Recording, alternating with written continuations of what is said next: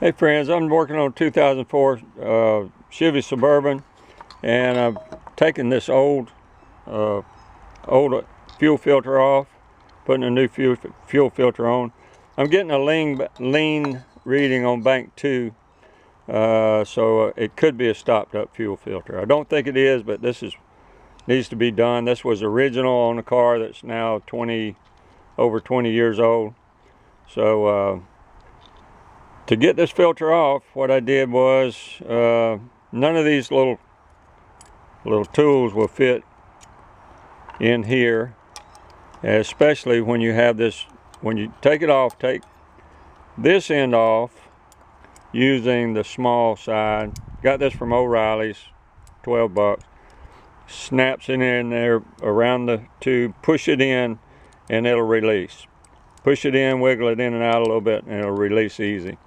These metal ones won't work. These plastic ones won't work because the plastic bends when it gets up against the metal. So you need metal to metal. All right, so take it off, and when you get it off, this will be all connected.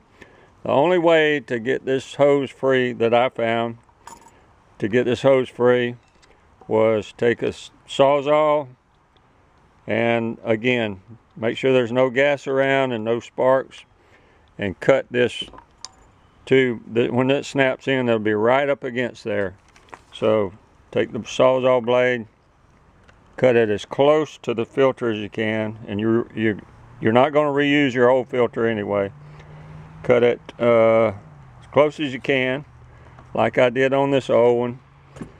And then when you get it that cut off, this will be down in there, stuck down in there, and then you'll use the big end here, and you press in, squeeze it together, pull out, and it usually come together. Sometimes you might have to press in, you might have to use something else to grab it, but in my case it just came right out. Just squeeze it tight, pull it out, and that's the end that I cut off of my old filter. Then you just put your little oil or something around here, just a little lubricant, WD-40 or whatever works good for you on fuel fittings, and snap that in. And when you snap that in, it'll go all the way there, and those little tongs right there will snap in around that ridge right there and hold it securely. So there's no keeper on this end. On this end, when you take it off, there is a keeper.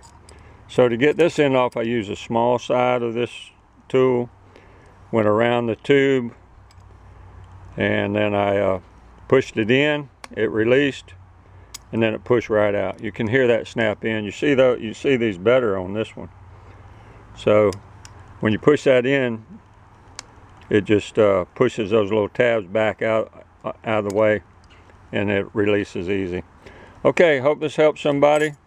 This is 2004 Chevy Suburban 5.3 and changing out the fuel filter.